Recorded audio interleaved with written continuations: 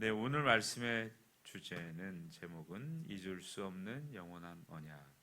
네, 오늘 5절의 말씀이죠. 잊을 수 없는 영원한 언약. 우리 인류의 최초의 범죄 사건을 창세기 3장의 기록으로 우리는 확실히 알고 또 믿고 있습니다. 여러분 그 내용을 보시면 어떤 마음이 듭니까? 며칠 전에 이 질문은 너무 많이 듣고 말해서 교회를 다니는 분이나 다니지 않는 분이나 예수님을 믿는 분이나 또 믿지 않는 분이나 너무나 일반적인 또 이야기이기도 합니다. 왜 하나님이 선악을 알게 하는 나무의 열매를 만드셔서 또 그 열매를 먹으면 죽는다고 하셔서 인간으로 하여금 범죄케 하였는가? 라는 질문입니다. 또 하나는 인간이 하나님의 형상대로 지음받았는데 왜 죄의 유혹에 넘어갔는가? 라는 거예요. 이 질문이 끊임없이 반복되고 생명을 살리고 좋은 날 보기도 바쁜 우리에게 질문이 던져지고 대답을 해야 될까요? 그것은 질문을 하게 된 그 사람의 이해의 배경에 있습니다. 사람은 죄로 인해서 망가진 게 하나 있어요. 그것은 하나님의 영광에 이르지 못하는 겁니다. 다른 말로 하나님의 영광을 볼 수가 없는 거죠. 자, 그러면 하나님의 영광에 이르지 못하거나 하나님의 영광을 볼 수 없다는 것은 하나님이 안 보인다는 거잖아요. 그럼 하나님이 안 보이면 뭐가 보일까요? 매일 아침 저와 여러분들은 거울을 보잖아요. 누가 보여요? 자기 자신이 보여요. 그러니까 그 이해는 철저하게 자기중심적인 관점에서 보기 때문입니다. 성경을 그렇게 보면 우리는 하나님을 알 수도 믿을 수도 없는 상태에 이르게 됩니다. 왜냐? 성경은 인간의 이해를 구하는 책이 아니기 때문입니다.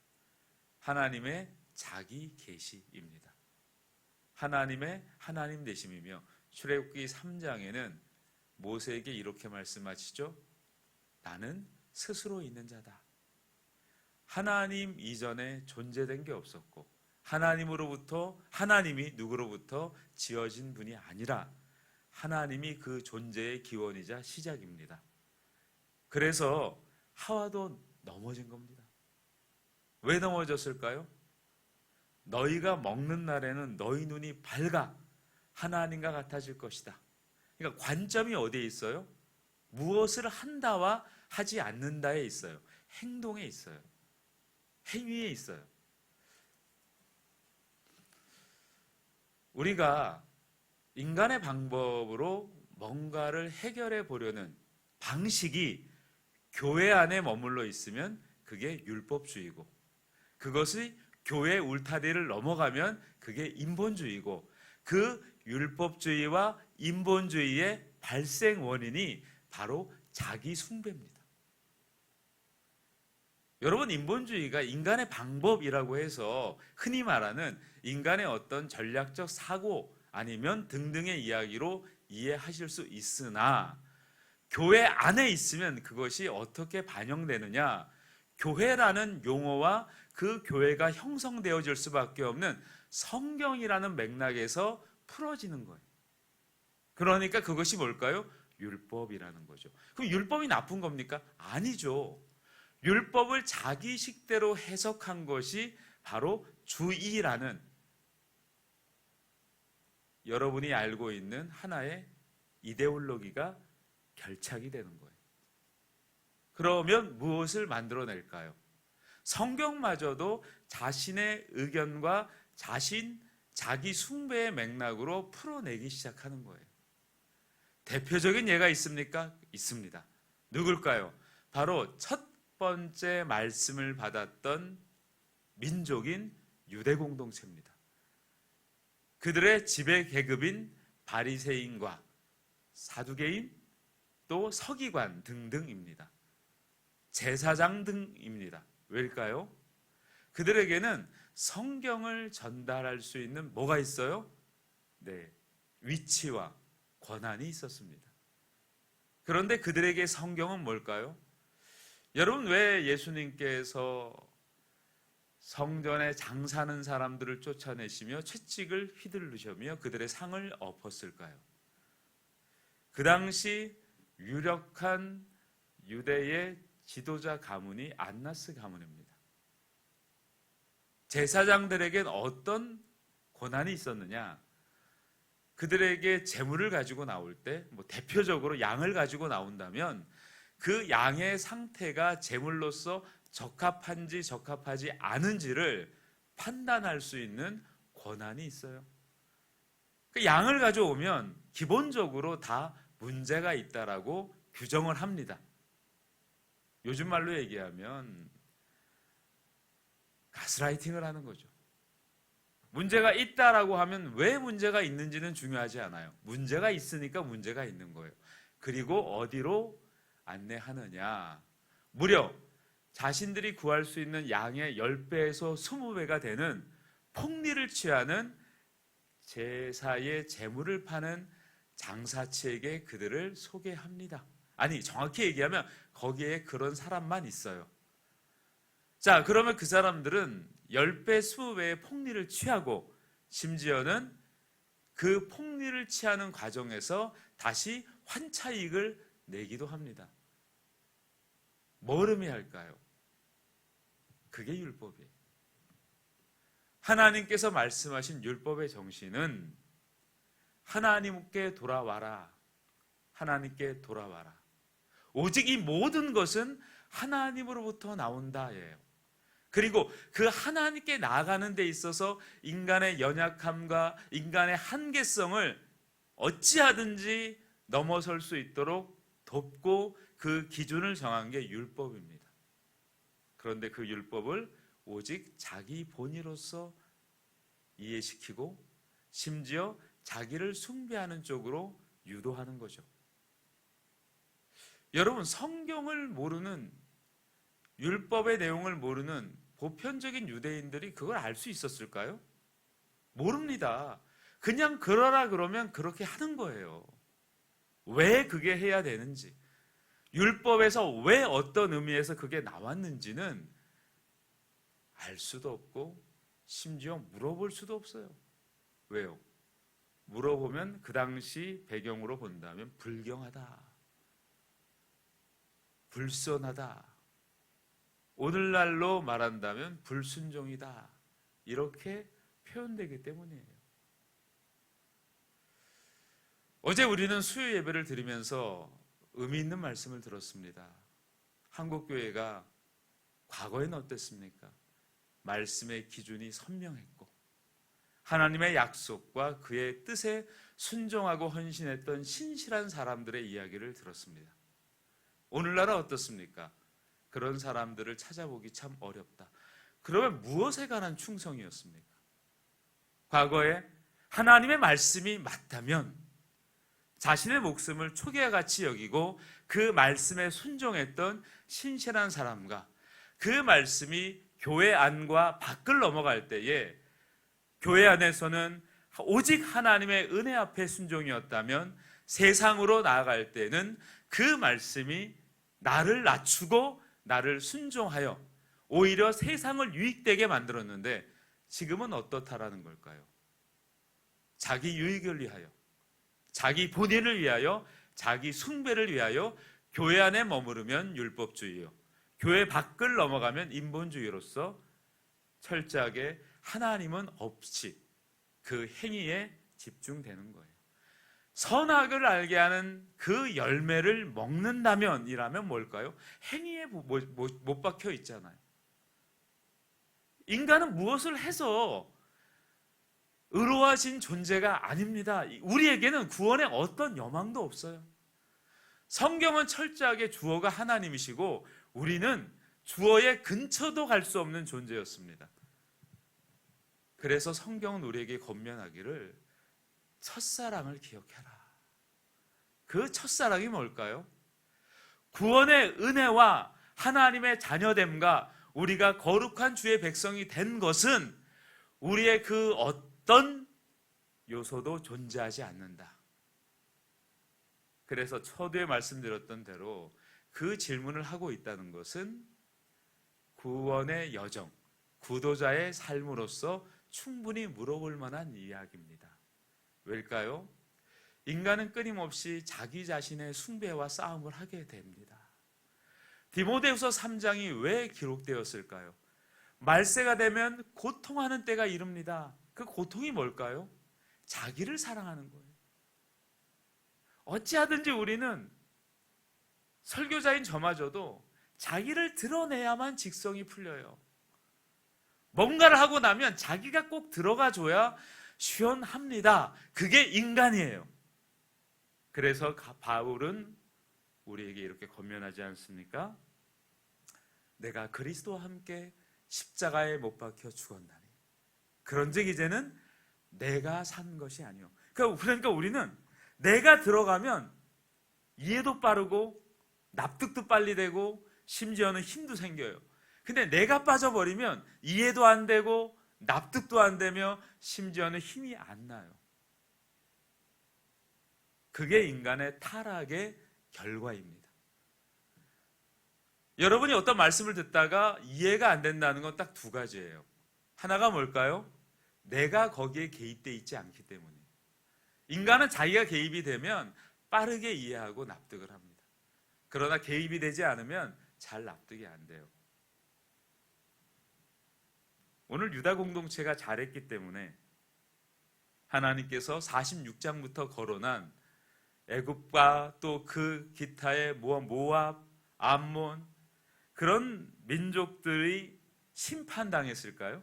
아니죠. 그 민족은 오히려 하나님이 부르신 유대 공동체가 하나님의 언약을 벗어나서 율법주의에 머무르고 그것이 그들의 영역 밖으로 넘어갈 때에 철저하게 인간적인 방법으로 그들이 생존해 나갈 때에 하나님이 그들을 돌이키기 위해서 쓰셨던 막대기였습니다. 그런데 그 막대기가 건강하고 온전했습니까? 그렇지 않죠. 그들도 심판의 대상이었어요. 그러니까 인간의 의는 하나도 없다는 거죠. 그래서 이사야 64장의 말씀을 꼭 기억하십시오. 우리의 의는 다 더러운 옷과 같다. 없어요. 인간은 구원의 여망도 희망도 아무것도 없어요. 우리가 무엇을 잘했기 때문에가 존재하지 않는 게 성경이 전언하는 거예요.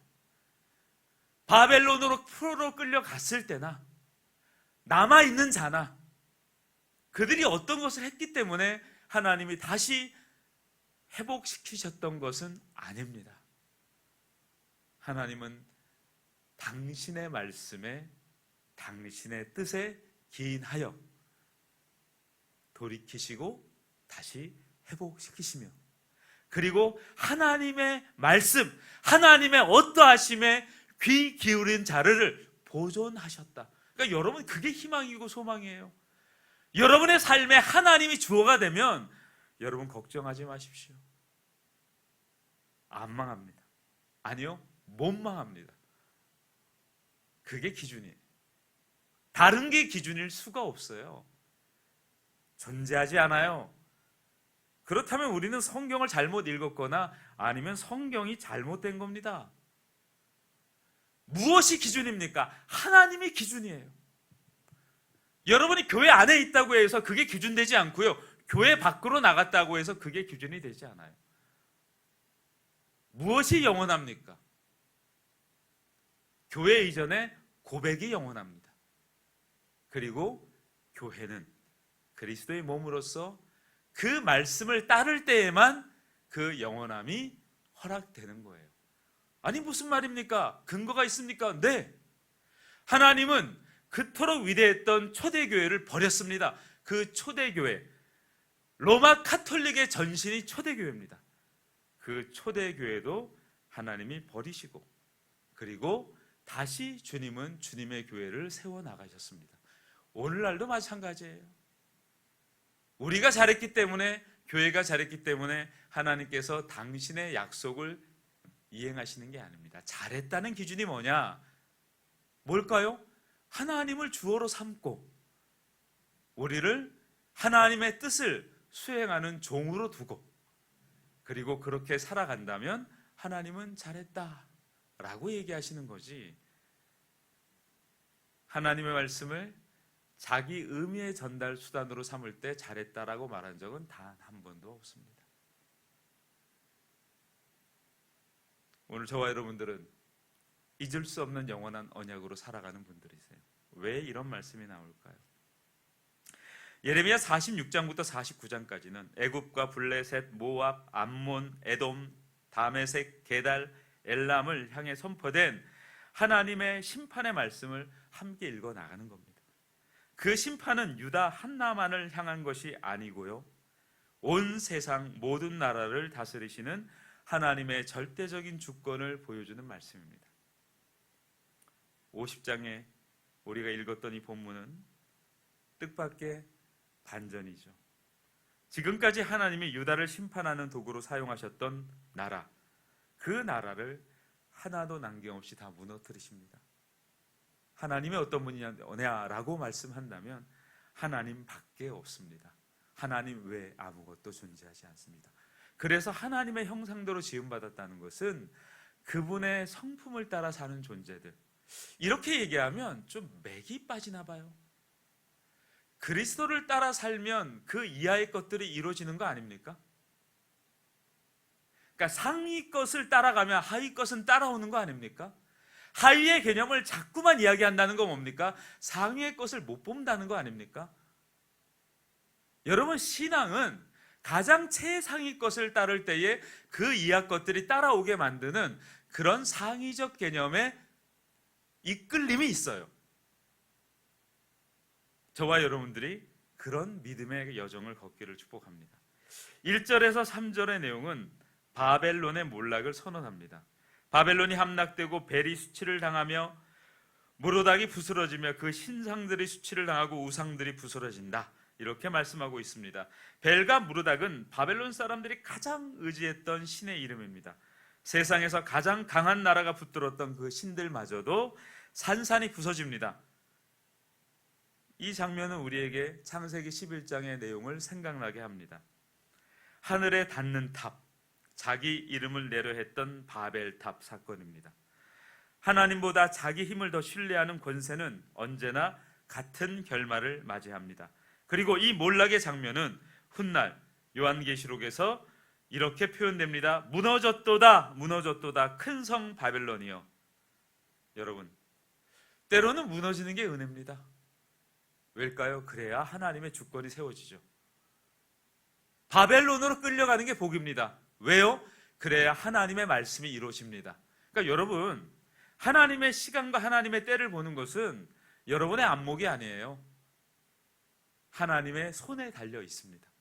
그러니 용을 쓴다고 때를 쓴다고 안 될 게 안 되고 될 게 되는 게 아니라 하나님의 뜻이면 되고 아니면 안 됩니다.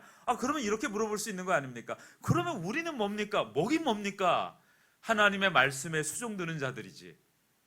뭐 대단합니까? 안 대단해요. 뭐 없어요. 그래서 우리가 담대한 거예요.